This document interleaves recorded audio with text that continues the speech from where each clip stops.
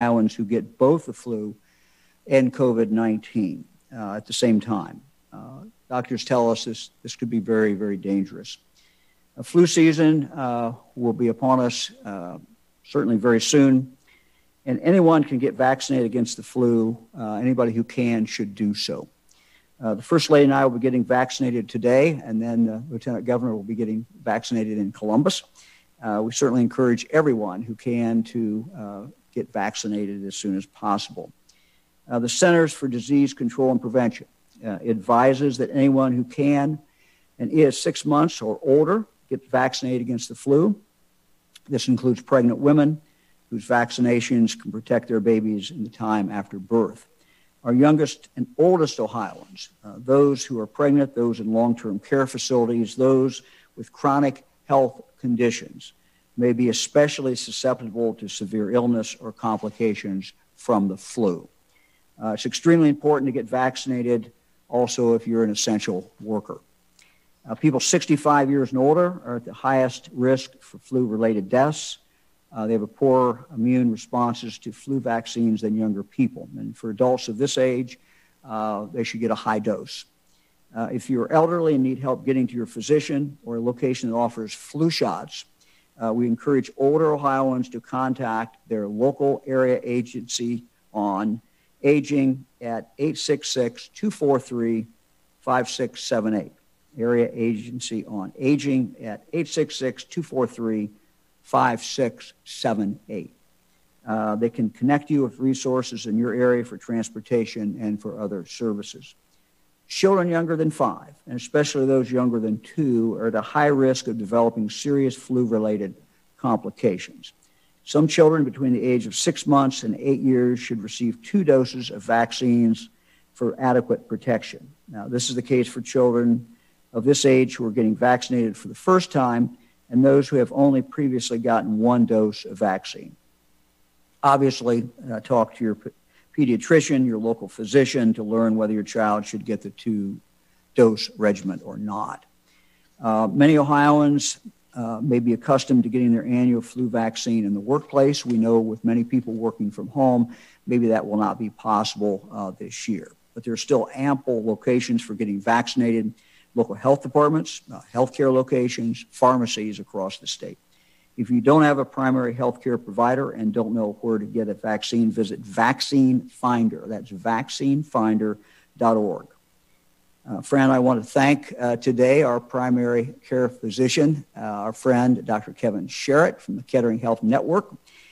We thank him for making a house call today. So, Kevin, thank you very, very much for coming. And Fran and I will get a shot.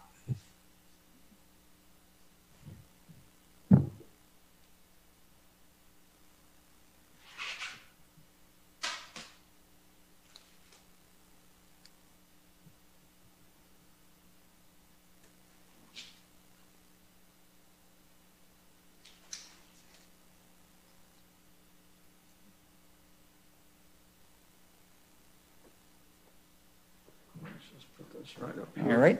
Okay. All right. Where do you want it? You're the doctor. Yeah. Where do you say? There we go. Hold that. Yep, we're good right there. Just Got let it? your arm relax. All right. There we go.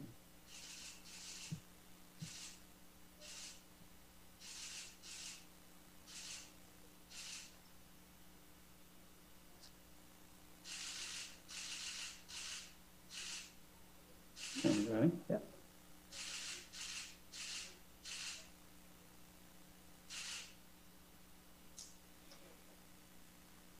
Put a Band-Aid on here so we have a problem with your white shirt.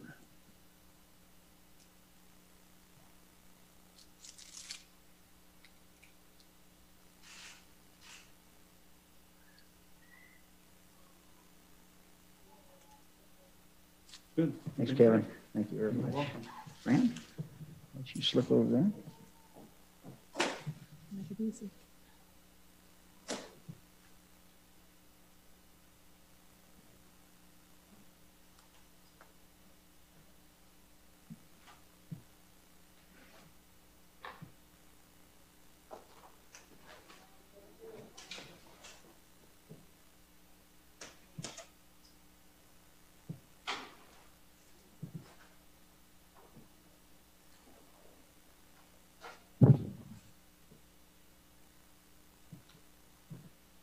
Fran, you came better prepared. Yes, she did.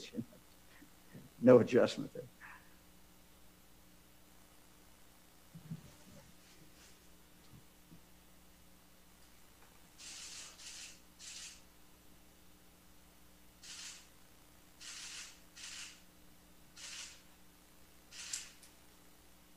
You didn't even flinch.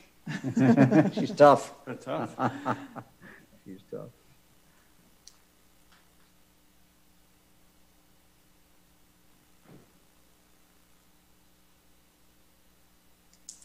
There you go. All right, Dr. Sheriff, thank you You're very, welcome. very much. And we'll now go to Columbus for John Houston. John? Hi, Governor. We're going to get going here. Catherine Joseph is the nurse and runs the immunization program manager here at Columbus Public Health. So she's going to give me a shot. It's also worth noting that, while it's important that we get the flu shot so we don't get the flu, we're also trying to free up that supply chain for when, hopefully, the vaccine is available for the coronavirus. So it's really important that we do that so that the refrigeration is available, so that people like Catherine, who provide the immunizations or vaccinations, I should say, are there and ready to and able to help us.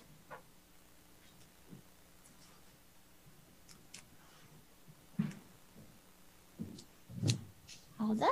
All right. Thank you, Governor. We're ready to go. All right. Thank you very much.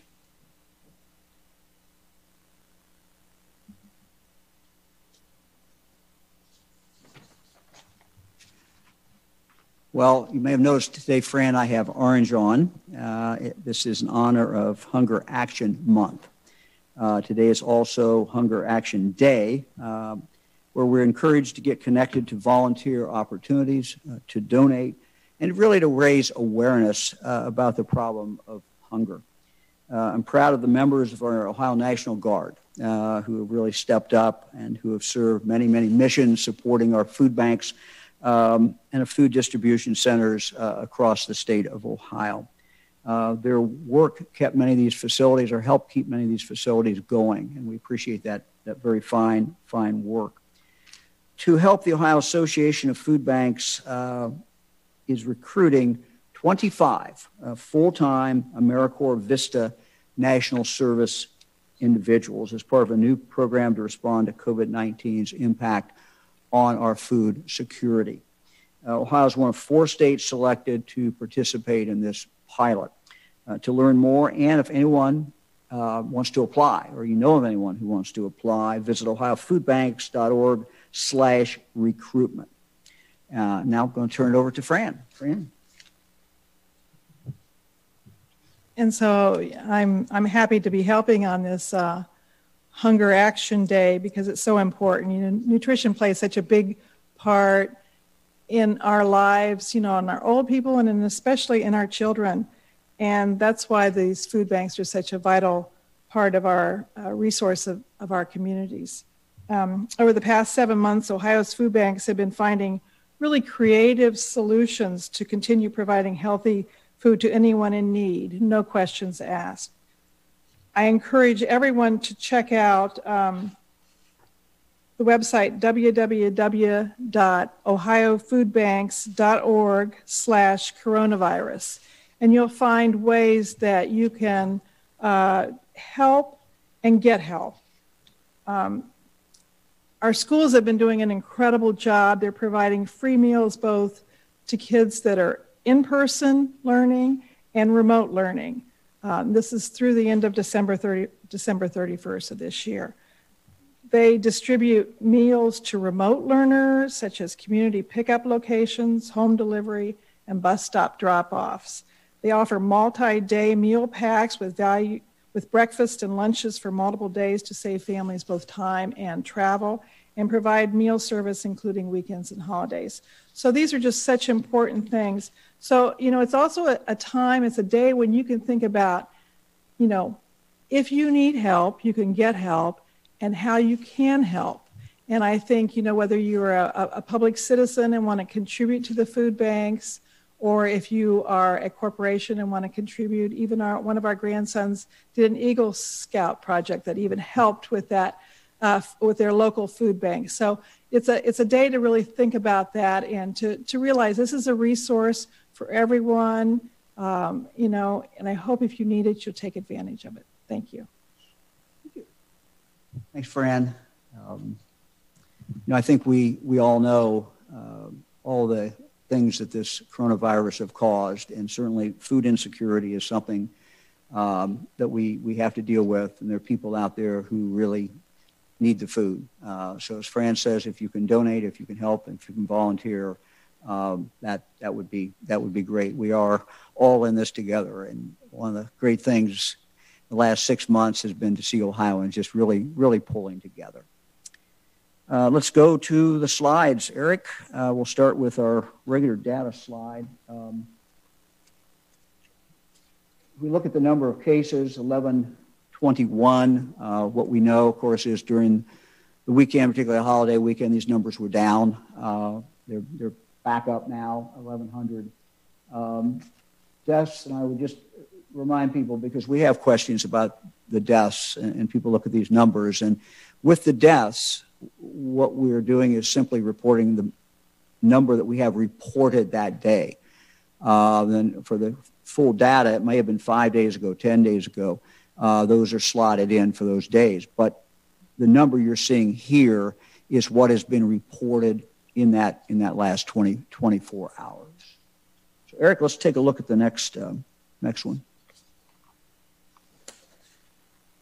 Well, this is, an advisory, and we put this up only as an advisory. We do it once a week. We do it on Wednesday. It is posted, and what you'll see on here are the states that we, advise that if you're going to be traveling to, just understand that the positivity rate is particularly high. All these are actually 18, with the exception of North Dakota, that is at 19 positivity. That is a high positivity. So the advisory is for leisure and business travel. We ask that it be followed by Ohioans and out-of-state travelers. This week, 4 states have a positivity rate of 15% or higher: North Dakota, South Dakota, Kansas, and Alabama. So again, we just advise people, if you're going, understand that that's a high rate. As we discussed, it's not always just about where you're going. That's part of it, but it's also about what you do when you were there. Okay, let's look at, Eric, the case numbers by age.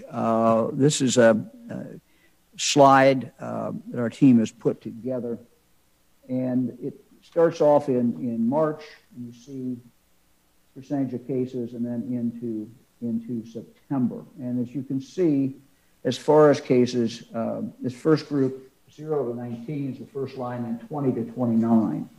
So if you look at in September, now we're in a partial month. We don't obviously have the full data for September. We're a long way from that. But if you just look at the days so far in September, significant number of cases, 56 or so cases, that are between the age of 0 and 29 as a percentage. So again, these numbers, if you look at August, which is a complete month, which is probably a better month to look at, 0 to 19, it's 16% the cases made up of that group of people, 22% the age of 20 to 29. So again, these are going up. They've kind of stabilized now. But again, it's just interesting to see where these cases are. Eric, you want to pull the next slide? This is hospitalization by age group. So you take each age group, and what you look at is the percentage of those people who got COVID, who tested positive. Those people who got COVID, how many of them ended up in the hospital? And so no real surprise. One caution, this is not 100%. This is only up to 30%. So, obviously the top groups that end up in the hospital are the older the older individuals, but also note the youngest. So the youngest 5%, 0 to 4, 5% of them ended up in a hospital, and up to 30, a little bit better than 30% in the 80 to down to 70. So again, no huge surprises, sort of the things we've been saying, but this is Ohio data, and this tells you kind of what we are seeing in Ohio. Eric, let's go to the county color update. And a lot of this is stabilized, for good or bad. 68 of our counties stay at the same level this week. 9 counties dropped from orange to yellow, so more yellow counties. We like that a lot. Great improvement. Lucas County, Wayne County dropped from red to orange. Again, we're happy about that. We have 6 red counties, tier 3. That's down from 7 last week. This week's red counties: Butler, Mercer, Montgomery, Preble, Putnam, and Summit County. 2 of these 6 counties, Mercer and Preble, only meet the CDC's threshold for high incidence, but because they were already there, they stay there. We'll talk more about those in just a moment. Let's talk now about the red counties. Let's start with Putnam County. Putnam County is at a high level of cases, 280 cases per 100,000 population. Putnam County has had 95 cases during the past 2 weeks. The county's total since the beginning of the pandemic is 430 cases. So you can see they're getting a lot of them in a rush. County is seeing a sustained increase in new cases, growing from an average of 5 cases per day on August 19th to an average of 11 cases on August 29th. Primary source of spread in Putnam County is within families. For example, mom gets it and then comes home and gives it to other family members, or dad gets it, or child gets it. But it's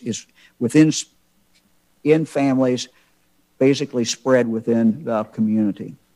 Let's go down to Butler County. Butler County's numbers certainly are still being influenced by what's going on at Miami University. Between September 2nd between September 2nd and 8th, there were 545 student positive cases. The previous week, there were 495 cases. These numbers are certainly impacting the county's sustained increase in new cases. In addition to the Miami University student cases, there are small outbreaks at workplaces and long-term care facilities. Let's go up northwest Ohio to Mercer County. Mercer County continues as red because they meet the CDC's threshold for high incidence. Their number is 206 cases per 100,000. Their per case number sadly increased this past week from 179 last week to 206 this week. So we'd seen it coming down for Mercer County for a couple of weeks. Now we're seeing it starting to go back up, still at a very high level. Mercer County continues to see spread throughout the community. They've had outbreaks in workplaces, they've had long-term care facilities, and they've got just pretty much spread throughout the county. Montgomery County, one of our more urban counties. While during the total 2-week reporting period, Montgomery County had a sustained increase in new cases, the county is seeing a decline in cases during the most recent week of reporting. Remember, we look at 2 weeks always. So the last week has been better. We're seeing a lowering of cases coming out of the University of Dayton. During the past 3 days, they only had 31 cases. They have a total of 962 total recovered cases, so 962 recovered. UD has shifted their classes to remote through September 14th to slow the spread. In addition to the University of Dayton student cases, there continues to be small workplace spread and long-term care facility outbreaks as well.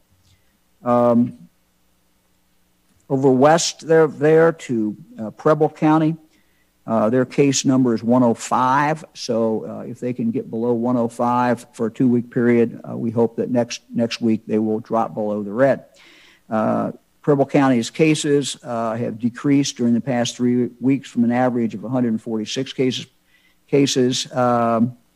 to 122. The county is ending the past 2 weeks at an average of 105 cases. If the county continues on this trajectory, it should drop from red to orange next week. So again, most important part, they're moving in the right direction, and we hope that Preble can get that below 100 and move off the red. Summit County, seeing a sustained increase, sadly, in emergency department visits for COVID-like illness. That is an early warning sign. On August 20th, the county had an average of 5 visits per day to the emergency department. That number increased to an average of 9 visits per day by August 27th. The county also seeing a sustained increase in hospitalizations. Admission numbers have increased from 2 admissions on August 22nd to 7 on August 29th. Outbreaks have been associated with workplaces and a fraternal club. I want to take a minute and talk about the fraternal club outbreak. We're certainly not going to identify it, but like many of the clubs that are found throughout our state, nonprofit, has a restaurant, has a bar. In this case, 2 people visited the club while they were contagious. Since then, employees, other members, and family members got the virus. No indication, obviously, that these people who came knew that they were contagious. People don't, most of the time, know that. At least a lot of the time, they don't know that. So, again, 2 people came, they visited, and then we saw other members and family members get the virus. A total of 12 people tested positive. Only one of the people was with symptoms. The cases range in age from 29 to 81, and 4 people have been hospitalized, 2 are seriously ill. Look, we don't share these stories to make people feel bad. This is just a horrible, horrible situation. I don't think anyone wanted to make anyone sick. None of us want to make anyone sick, but the story just illustrates how this can happen in what would appear to be a very benign, friendly situation. So we just ask people to wear masks, keep the social distance, and do all the things that everyone talks about in the health community. Let's go, Eric, to our top 10 counties. Again, what this represents, and this is the top 10. You can see on our webpage the top 88. We'll stay, Eric, just with the top 10. These are counties that, no matter what their color, meet the CDC's threshold of high, what they call high incidence, which means over 100 cases per 100,000 over a 2-week period of time. A county is flagged as high incidence when it has more than 100 cases per 100,000 residents over the past 2 weeks. CDC uses this as a definition of high incidence. Why do we worry about these counties? Well, it means that cases are rising steadily in a county. Even if that county doesn't meet one of our other indicators, they have a significant number of cases. Having a large number of cases can lead to rapid virus transmission throughout the county if steps aren't taken to slow the spread. 4 counties moved to a high incidence list this week, and I want to talk briefly about them. First is Clark County, Springfield area. Wittenberg University, located in Springfield, is certainly contributing to the increased number of cases. And again, we see this throughout the state with colleges as students are coming back. University is reporting on its dashboard, so anybody can go look at that. The cases have increased to more than 70 this week. These cases are being associated with out-of-class social gatherings. And again, that's a common theme as we've seen in our schools. To help combat the spread, the university announced on September 9th the classes will be remote for 2 weeks. After several weeks of being below the high incident threshold, Hamilton County is back on the list, barely, but they are back, 103 cases per 100,000. The county has seen small outbreaks in high school, college, and workplace settings, along with other sources of community spread.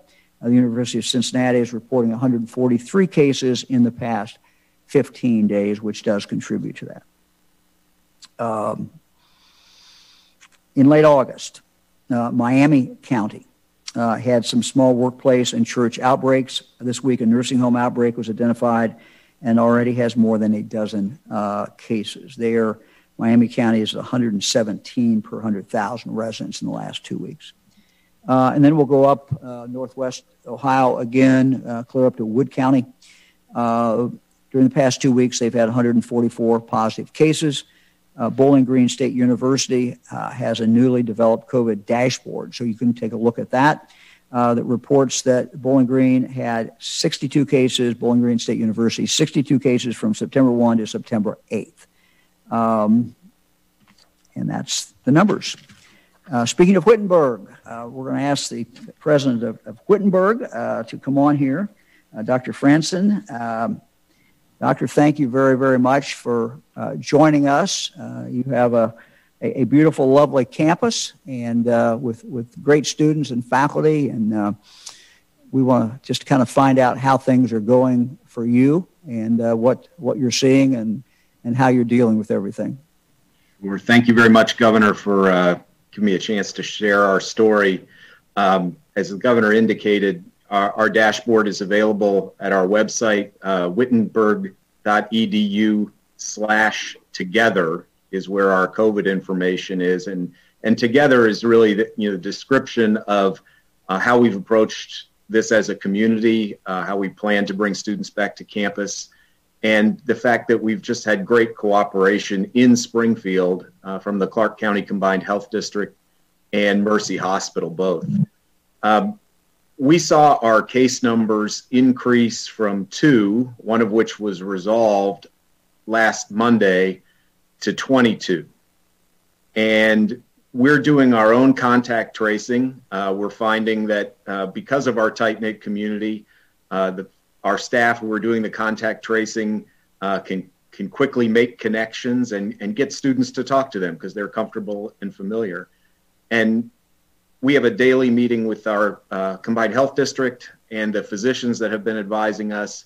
And one of the things that really worried the health district in particular was they were finding from our reporting close contacts of 10 to 15 per case, whereas typically they find 2 to 3 close contacts per case.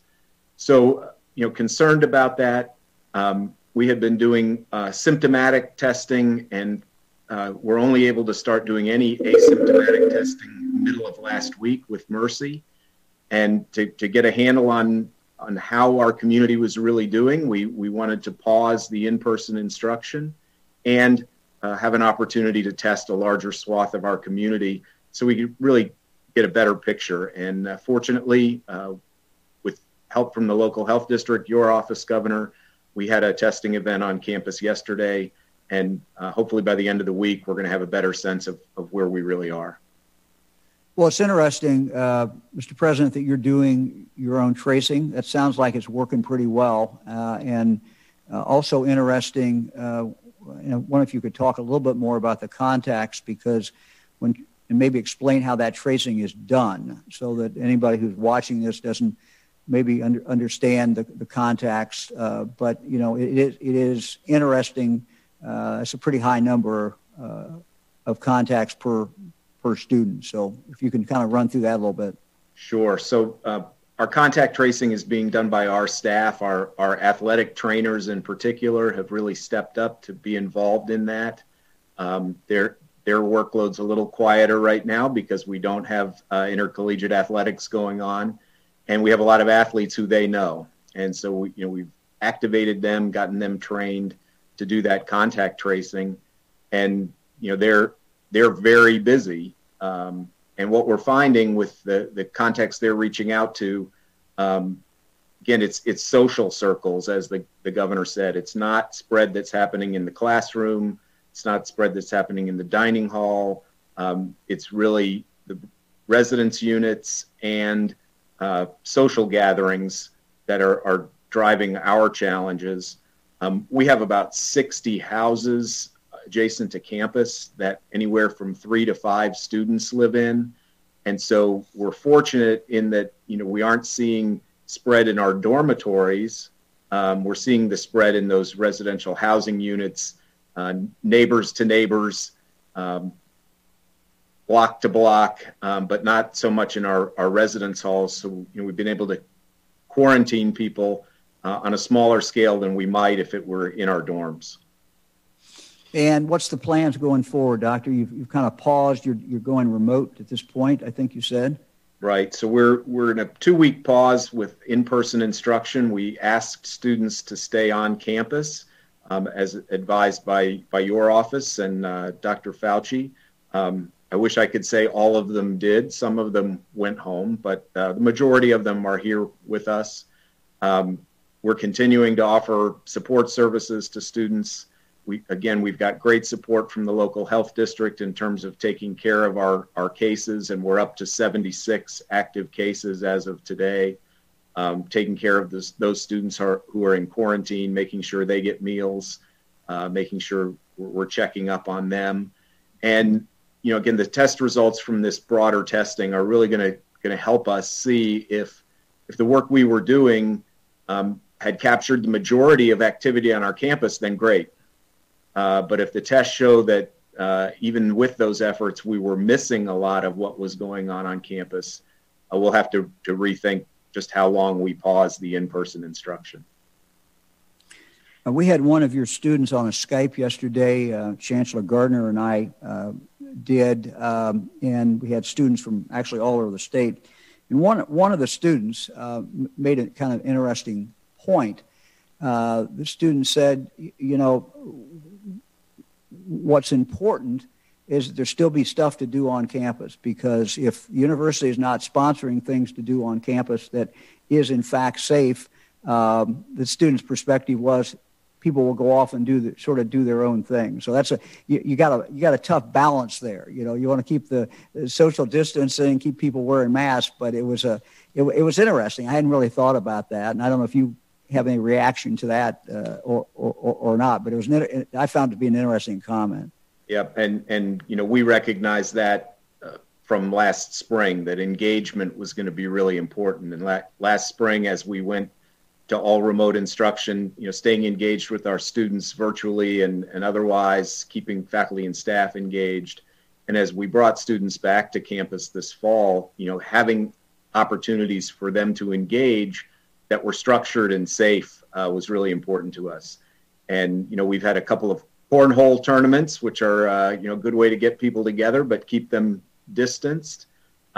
We've had some car races. We brought in a company that did car races on the main quad on our campus. And we've tried to do what we can to create structured activities, safe activities. We also have had a bunch of pick up and take home craft projects that seem to be a hit with students. And we've just this week had a pick up and take home cooking project. Our students who are in those houses have their own kitchens. And so, we're doing what we can. We can't do that 24/7. We have to rely on the students to mask up.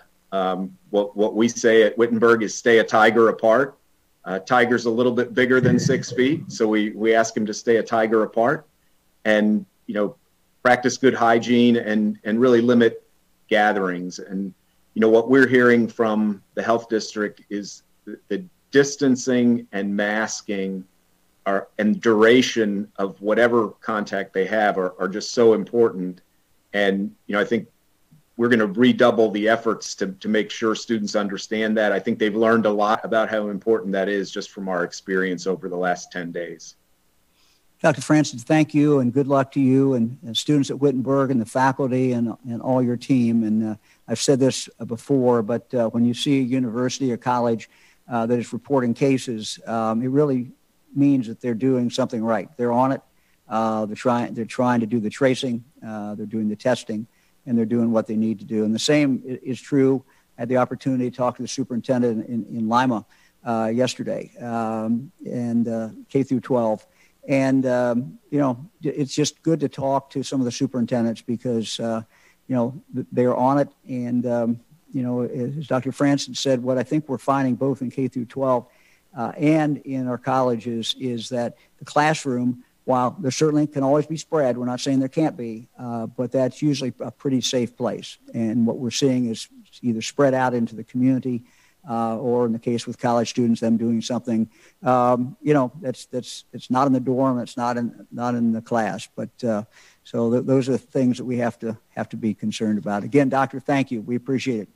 Thank you, Butler. Appreciate your leadership on this. Appreciate Chancellor Gardner's support for all of the higher ed institutions in the state. We appreciate it. Thanks, Doctor. This morning, I was reading Cleveland.com and came across a story which made me feel really good, and I want to kind of share it. It goes back to something that we started when I was Attorney General in 2011. When we learned that there were thousands of old, forgotten rape kits gathering dust. These kits, spanning from 1971 to 2014, had never been tested for whatever reason for DNA. That today, with what we can do today, is just unacceptable. I asked law enforcement agencies to send old kits into BCI, the State Crime Lab, which is a division of the Attorney General's office. We received over 14,000 previously untested kits. We tested each and every one of them, each kit representing a sexual assault survivor. Majority of the kits, or at least a good number of the kits, the most number, were from Cleveland. Yesterday, Cuyahoga County Prosecuting Attorney Michael O'Malley announced that his office has now indicted more than 800 people through the work of their sexual assault kit task force, which was initially formed in 2013 by then Prosecutor Tim McGinty. So we want to thank Prosecutor O'Malley, Prosecutor McGinty, and their team, the men and women of their team who have worked so very, very hard, as well as the people from BCI who have been involved in this. This is truly an amazing, amazing feat. Ohio really leads the nation in this, and something that we all should be very, very proud of. We changed, I think, by doing this, we changed the culture, or it helped advance the culture, at least in Ohio and across the country, and said, look, we're not going to accept the fact that these are old rape kits. They have not been tested. We're not going to accept the fact that these may be difficult cases to run down. And so great work, BCI, great work, our current Attorney General, Dave Yost. This has just been a real team effort. And it's something that Ohioans, I think, can be very, very proud of. And if anyone has ever talked to any of the victims, as I have, and when they tell you how important it was to get some resolution, that justice be done, it makes you feel good. And so my message is to all Ohioans, you should be proud of this, but to the team members, you're out there. Some of you are still doing this. Thank you. You don't get your name in the paper, but thank you for doing this. And I'm very, very grateful, and I know all Ohioans are. Let me go to an announcement today. We have been, as you know, looking for a new health director.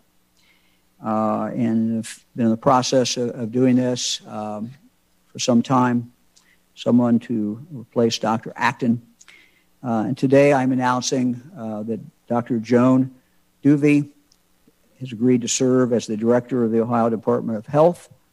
For our media, it's D-U-W-V-E, Dr. Joan Duvey. She is, I'm happy to say, a native Ohioan.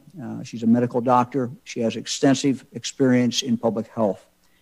She's been working for South Carolina Governor Henry McMaster as the Director of Public Health at their Department of Health and Environmental Council. Prior to that, she served Indiana Governors Mitch Daniels, Mike Pence, and Eric Holcomb as a Chief Medical Officer with the Indiana Department of Health and as the Medical Director for the Department's Division of Public Health and Preparedness. Dr. Duvey is a graduate of North Olmsted High School and of The Ohio State University. She won to receive a Master's of Public Health from the University of Michigan and her medical doctorate degree from Johns Hopkins. Her leadership spans government and academic service. She was also an Associate Dean of Practice for the Indiana University Richard Fairbanks School of Public Health and developed and directed the Extension for Community Healthcare Outcomes Center, which trains rural providers to treat patients with complex needs and conditions. Dr. Duvey shares my passion for a lot of different things. When I looked through her resume, I just said, wow, that's spot on. These are very important things. Children's issues, many other pressing public health issues, substance use treatment and prevention. She's worked in that field, lead paint awareness and remediation, suicide prevention, smoking cessation, injury prevention. We're pleased to have Dr. Duvey join. I would anticipate that she will be starting around the 1st of October. So we think in about a month. I'm very confident in her ability. I think she'll be someone that the local health departments, 113 local health departments in our state, will be happy to get to know, and she will provide the leadership that we need. Let me turn it over now to the Lieutenant Governor. John? Thank you, Governor. A couple of issues as it relates to the economy today, and I'll start with the census. And you may be asking, what's the census have to do with the economy? Well, this once-in-a-decade count will determine how $1.5 trillion in federal funding is allocated to states, counties, and cities to support essential services like public education and public health. And also, as I think many of you know, it determines how many congressional districts we have, how much representation we have in the federal government at the congressional level. And as of today, 69.5% of all Ohioans have returned completed their census form. And that has us above the national rate at 65.5, but we're a little bit behind, about a point behind Michigan. So some of our other states are around us that we compete with are in the ballpark, are a little ahead of us, and the deadline's about 3 weeks away. And so we need your help. We need you to fill out your census information. It takes about 10 minutes. It has 10 years of impact if you do it. And I will just say, if you want to find this, go to 2020census.gov, 2020census.gov, or call 1-844-330-2020. And so for those of you watching out there, please share that message. For those of you in the media, please help us out. Please help remind folks that we need to get this done, that a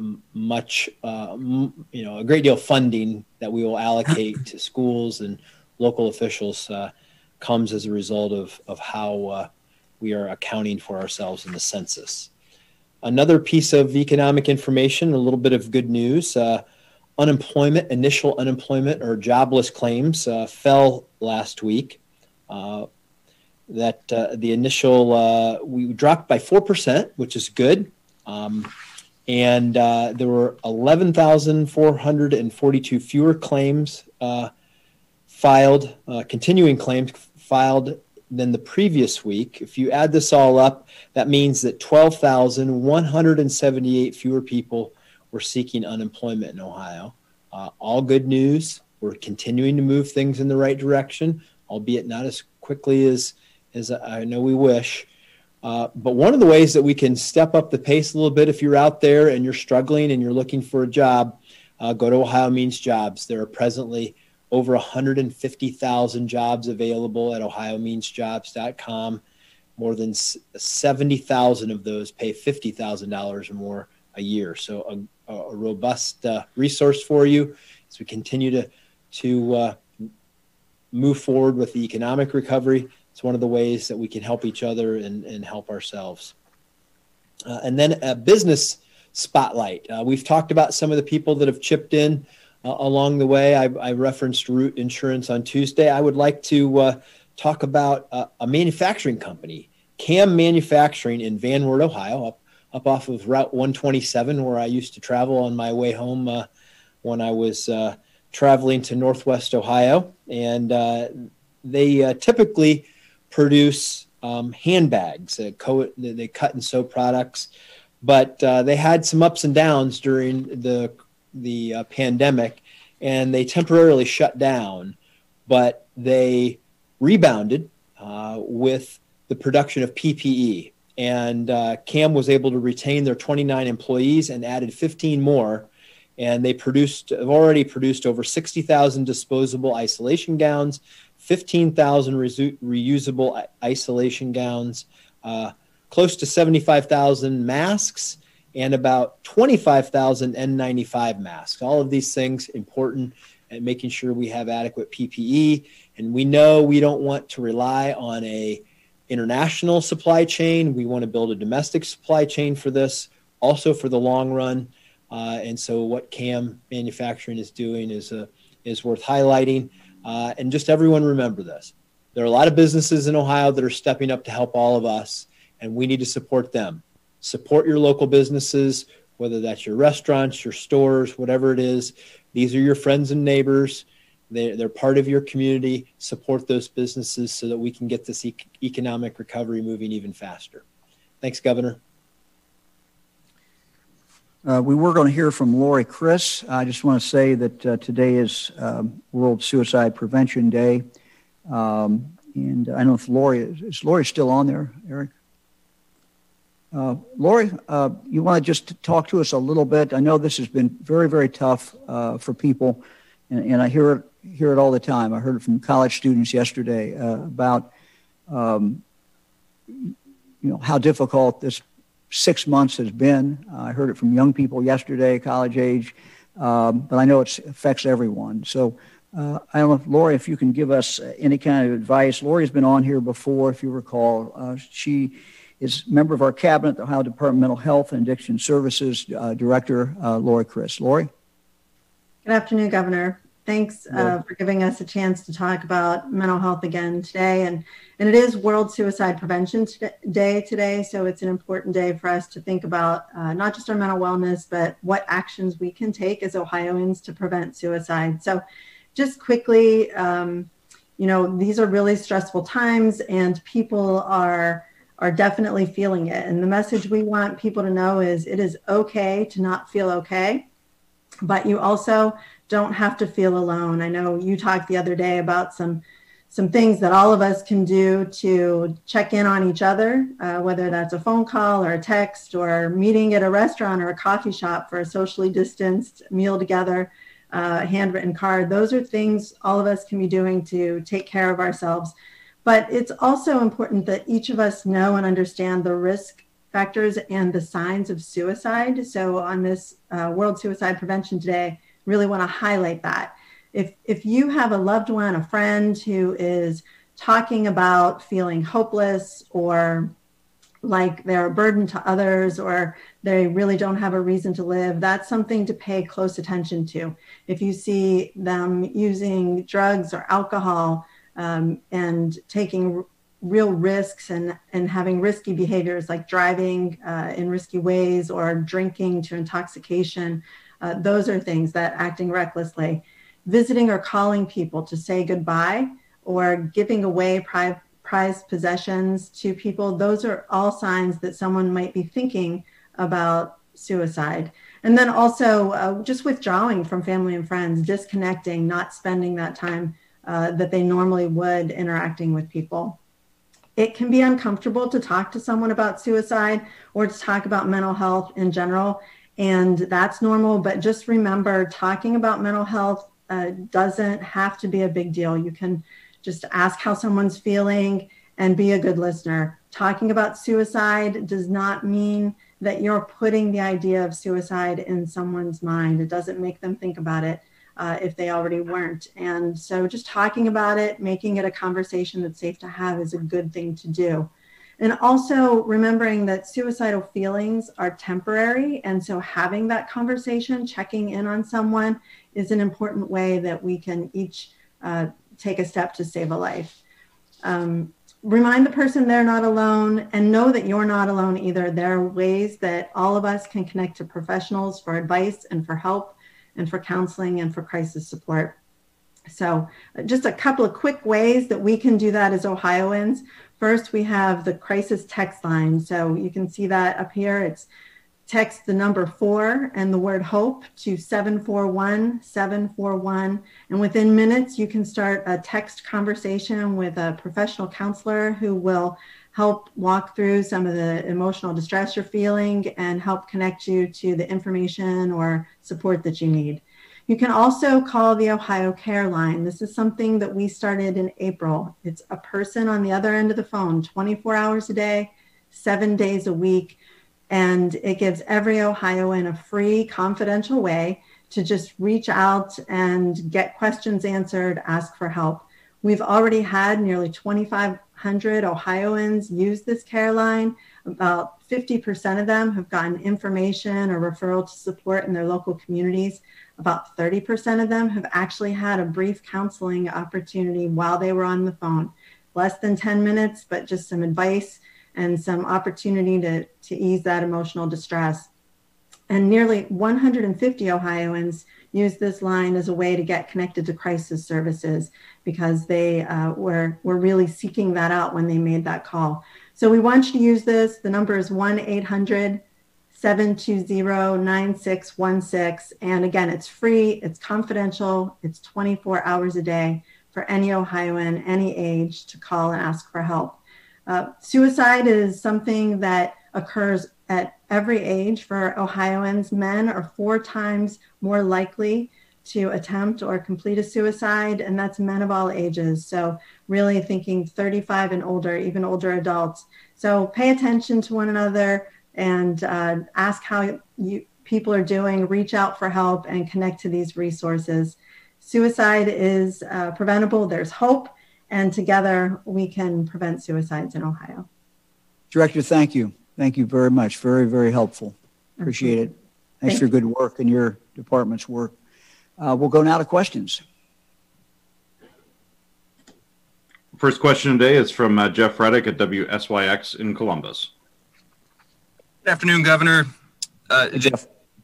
The data for Franklin County is interesting today. The cases, as you know, continue to march very upward, now over 158 per 100,000.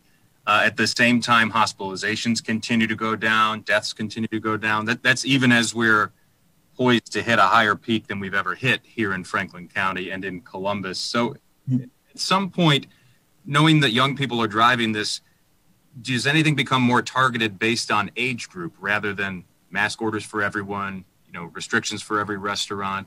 Do we have a realization that young people are driving this and they're just not getting as sick? Well, I think that's true. It's particularly true in a county that's a young county based on population. It's a city. Columbus is a young city, obviously driven by our universities. So that should not surprise. The numbers I showed up here were statewide numbers, but as you could see, huge number between 0 and 30, but big number between 18 and 30. So no, that it should not surprise us that the concern. We have a lot of concerns. It's not as if a young person can't get sick. We saw some hospitalization numbers up there. So people can get sick at any age. They can end up going to the hospital. It's less when you're 18 or 20. But we've also had examples of people get very, very, very sick. The second point, though, is the spread. And this is why when we look at our colleges and universities, and it's why the White House experts are saying, once you start back in college, don't send the students home because all you're doing is then, taking that spread and sending it out to whoever they came from, and you may hit other vulnerable populations. So I think, a big concern is other vulnerable populations. And that 20-year-old can have it and maybe not have not have any symptoms, but then somebody else gets it from them. So it's kind of the rebound effect. I made that up, but it's sort of a bounce off effect, and that's really what you're concerned about.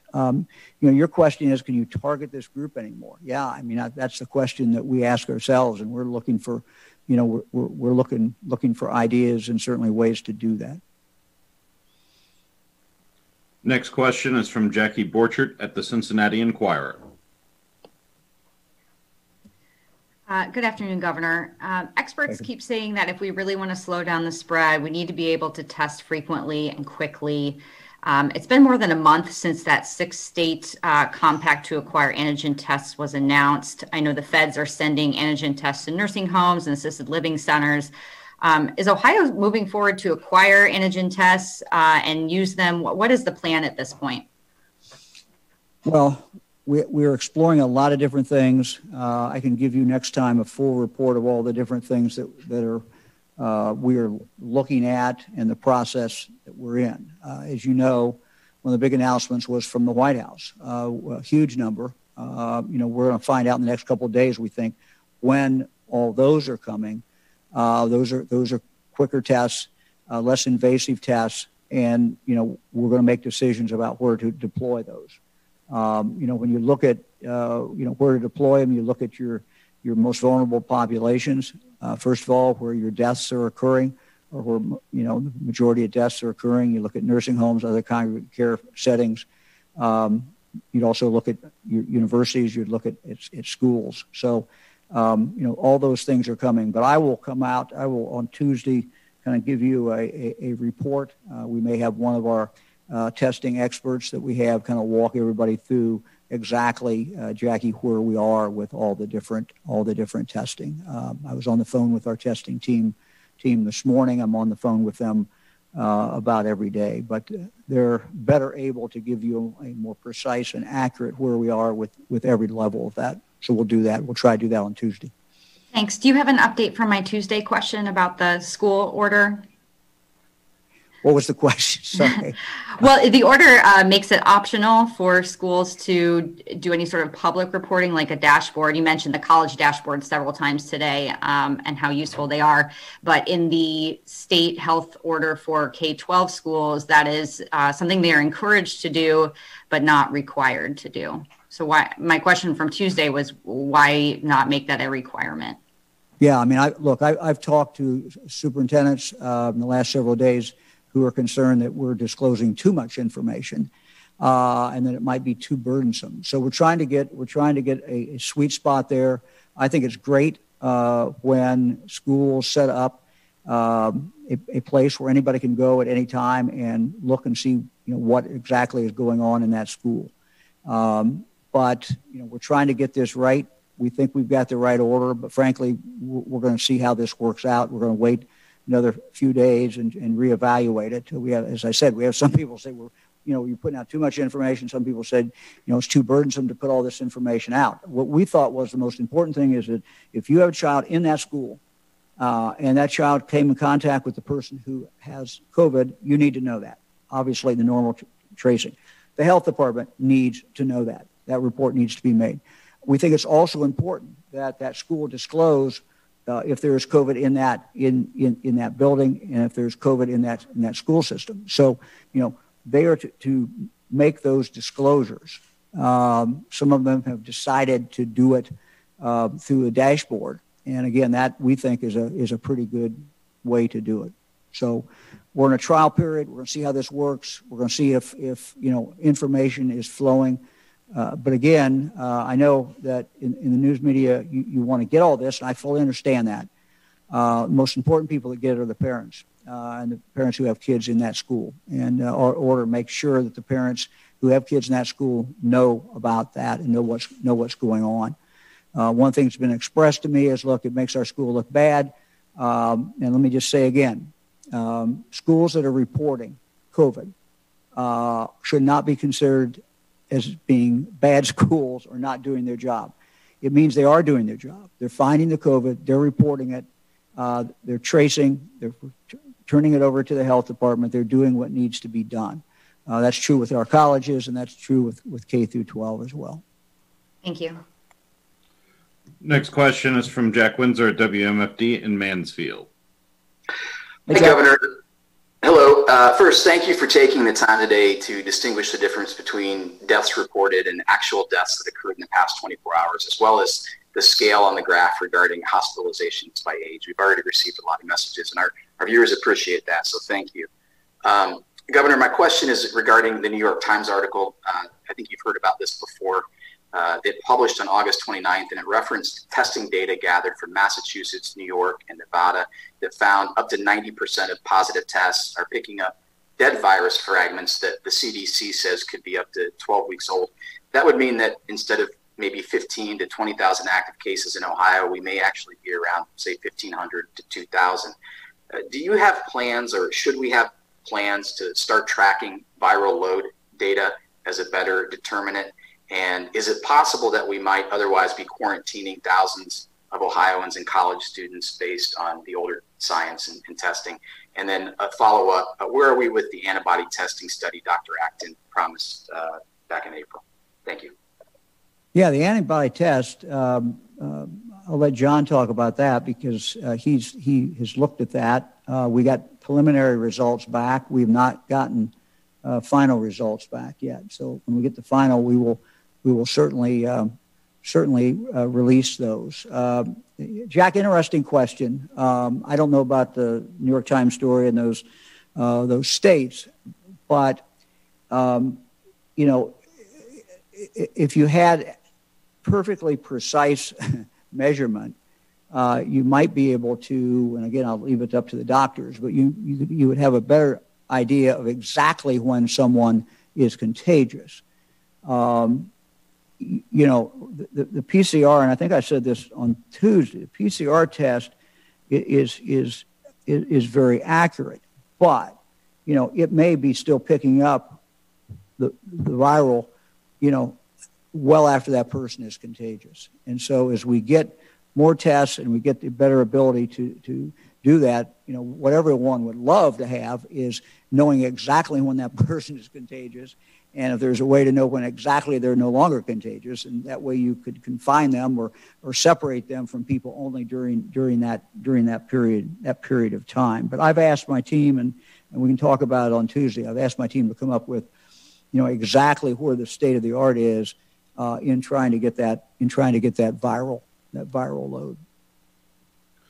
Next question is from Max Philby at the Columbus Dispatch. Hey, Governor. Given that the symptoms of the flu and COVID-19 can sometimes be pretty similar, I suppose if more people get the flu vaccine this year, will that in any way help us avoid some of the lockdowns that we had to go through earlier this year, you think? Well, I think it's a good point. I mean, it's going to enable, again, I'm not the doctor, but, we know a couple things, or I've been told a couple things. One, you don't want to have the flu and COVID. I mean, you don't want to have either one, but you certainly do not want to have them, both at the same time. And the other thing is we know that what these shots do that Fran and I just got and John got, you may still get it, but you don't get it with as bad as symptoms. So the other thing that's going on, and we don't know how it's going to play out, but it's something to wonder about, is there have been some countries in the southern hemisphere that have not had as bad a flu season. And that is attributed, at least in the articles I read, to people wearing masks. Because the good news is, and we actually, Dr. Acton and I started talking about this early on, 6 months ago, but the good news is what you do to protect yourself from flu is very similar to what you would do to protect yourself with COVID. So it's not a new message, it's not a new drill, and so, what happened, they think, in the southern hemisphere is it was a much milder flu season, because people were wearing masks and were doing all the things, the washing of the hands, et cetera. So it's a positive thing to get the flu shot, and I think there's a number of reasons why. Next question is from Jake Zuckerman at the Ohio Capitol Journal. Hi, Governor. In interviews in February and March with Bob Woodward of the Washington Post, President Donald Trump talked about how deadly the coronavirus is and called it more deadly than the flu. he said in these interviews, I wanted to always play it down. I still like playing it down because I don't want to create a panic. And in public, he referred to the virus as a Democrat hoax, said it would go away on its own, and compared it to the flu. Do you believe the president misled the public about the gravity of COVID-19? Well, first of all, look, Bob Woodward is a respected journalist. Has great credibility. All I can do is talk about our communication with the White House and what they were doing. The president made some decisions early on to stop travel, for example. Those were decisions that he made. All I know is what I saw on TV last night in the brief time I was watching. The president said, he did not want to alarm people. So I'm going to take the president at face value. Look, our relationships, what we do every week with the White House. We had a call yesterday. Usually the vice president is on the call. Sometimes the president is on the call. And if you could see those or you could listen to those, they're very, very businesslike, no nonsense, straightforward. Let's get the job done. That has been my relationship with this administration. When we've asked them, when I called the president on a Sunday morning, he called me back and said, can we move forward on this a little quicker? But whatever we've asked them to do, they have tried to do. They haven't been able to do everything, but they have tried to do, and they've taken this very, very seriously, all the way through. And so that's been my personal relationship or my personal experience, that I have had. Next question is from Alex Ebert at Bloomberg. Good afternoon, Governor. Thanks for having us. Following up on that last question, the governor to the north, in a state I will not name, said today during a press conference that the greatest threat to America is actually the disinformation that President Trump has given to the American people about the virus since February. In those interviews, like the previous questioner posed, he indicates that he's downplaying the virus's potential. He's called it a fraud. He's called it a hoax since then. How has that impacted the people of Ohio? Thank you. Well, look, I'll let people make their own judgment on that. My focus has been on Ohio. I have been, I've been accused of, gloom and doom and too many facts and too much. I've been accused as an alarmist. So, look, I mean, you just have to call it like you see it. I've tried to call it like I see it in Ohio. I tried to keep Ohioans informed of what we know. We continue to learn from the virus, and I think we should keep that in mind. Hindsight is always great. Whether whatever governor you're looking at or whatever president you're looking at, hindsight's great. But this virus continues to evolve, and the understanding continues to evolve. I mean, this has been pointed out to me many, many times, but it's true. Early on, if you talk to the CDC and the experts, they would tell us something about that mask. Well, don't wear a mask. Well, it's abundantly clear now after doing this for 6 months and after, some research being done and observations and cases followed, that masks are huge. And so, what we have tried to do, what I've tried to do as your governor, is to give you the facts as I know them. But hindsight is always great. If we knew what we know today when this whole thing started, we would have done things different probably in Ohio too. But we did not. So we're trying to call it like we see it. We're going to continue to do that. And sometimes people don't like it, but, I think that's what I owe the people of Ohio. Governor, I just wanted to respond on the antibody testing. The promise has always been that it would be here sometime by the final report would be issued by the middle of September. We're still on track with that. So maybe by next Thursday or the following Tuesday, we should have that report available for presentation. Great. Thank you. Next question is from Adrienne Robbins at WCMH in Columbus. Hi, Governor. Thank you for being here. As we get closer and closer to senior centers reopening, we're getting quite a few of the recreational senior centers that are a little confused on whether or not they need to follow the guidelines set for adult daycares and longer-term senior centers, especially if they have to do COVID testing for all participants and employees. Would you be able to clarify that policy a little bit? Yeah, we'll have Rochelle on, Director McElroy on next week, and she can kind of run down that. She's been working on both of those, and she can kind of outline exactly how we hope to do this.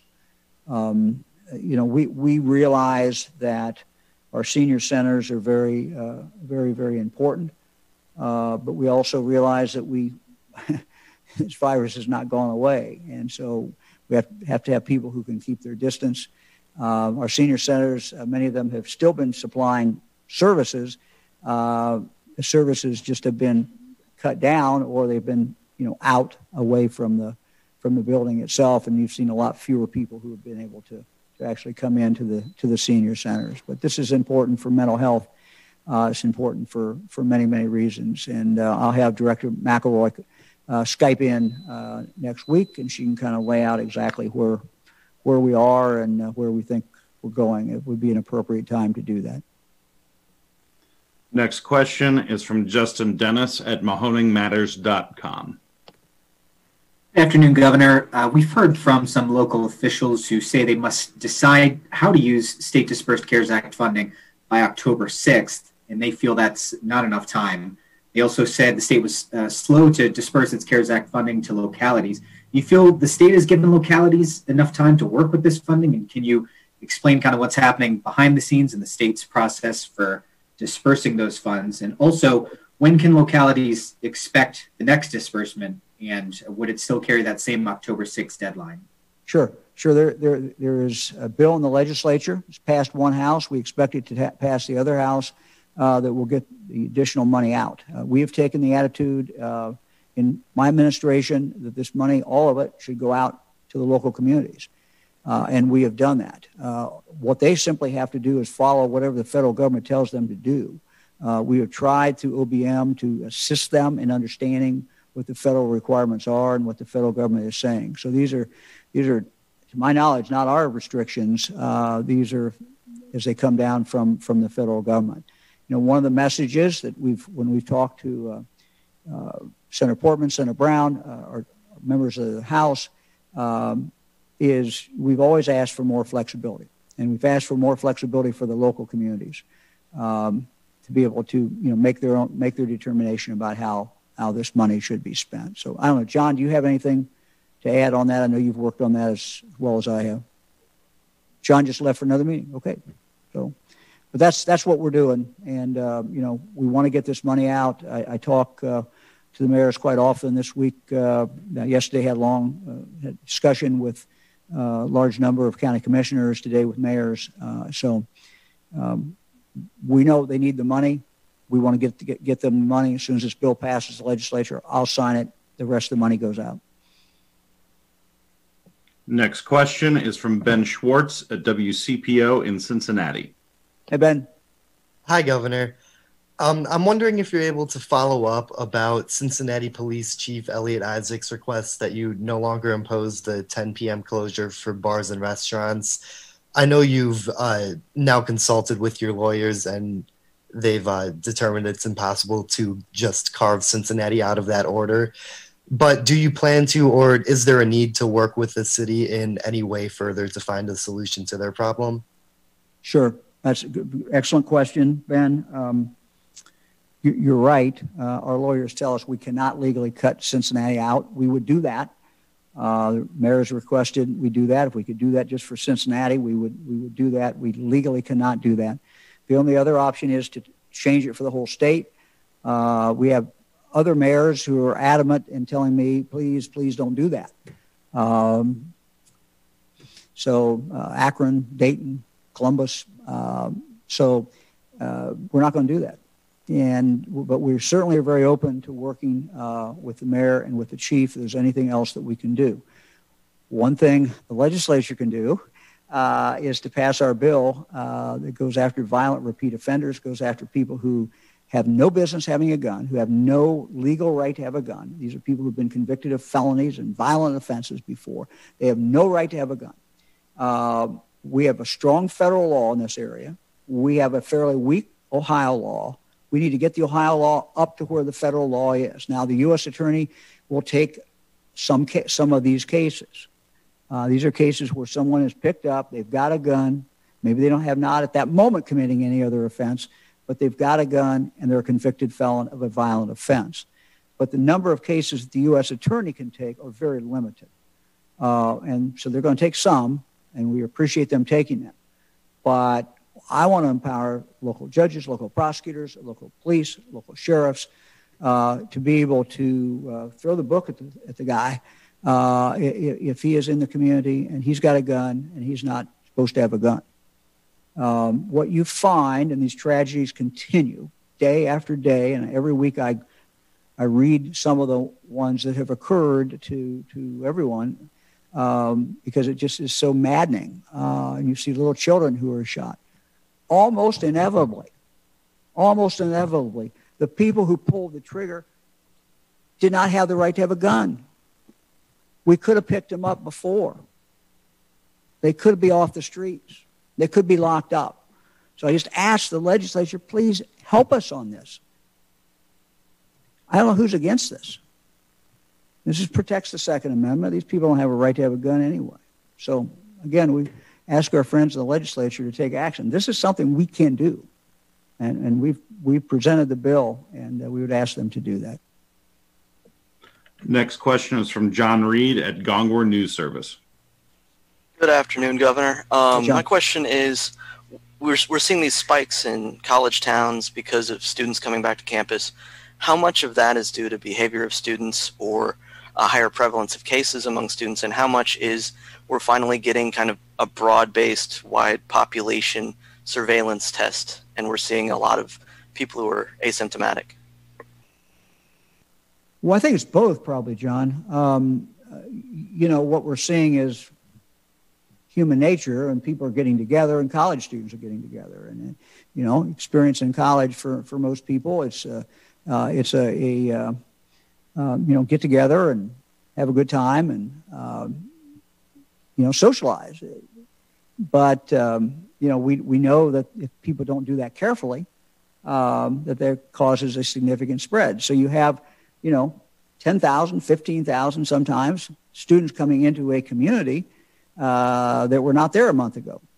And in some cases, they're in a fairly concentrated area and they're intermixing with each other. So, it should not surprise any of us that this happens. And the burden that college presidents carry and that universities carry is to try to convince students, look, the only way you're going to have a year on campus, 9 months on campus, is if everyone, tries to do what we need to do. Wear a mask when you're out in public, keep the distance.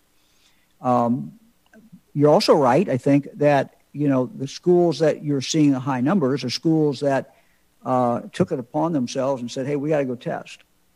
If Ohio State or University of Dayton or if Miami or Wittenberg, these are 4 schools that we just talked about recently, if they weren't testing, you probably wouldn't know much, we wouldn't know that there are that many cases because, that age group, many of them have no symptoms. So I think you're right on both counts. Next question is from Danny Eldridge at Hannah News Service. Hello, Governor. So my question is, what are your thoughts on the prospect of Ohio State suing the Big Ten over football season being canceled? As Attorney General Yost has. Yeah, look, I don't know. This is going to be up to the Big Ten when they vote. I talked to Gene Smith, athletic director, this morning about it. He gave me a little update. I know Ohio State wants to play. I know the president wants to play. And I think they make a good argument. And the argument is that because they have the capability of testing very frequently, and not just not just their football players, but all the athletes. And they're testing quite extensively on campus too, with everybody. But they're testing even more with athletes because they have that ability. They can know what's going on because there's a real incentive for athletes who want a season, who want to play, and to avoid doing stupid things, as we all do, and not wearing a mask and socializing at a close proximity to each other with a lot of different people. But there's a real incentive for them not to do that, to be careful.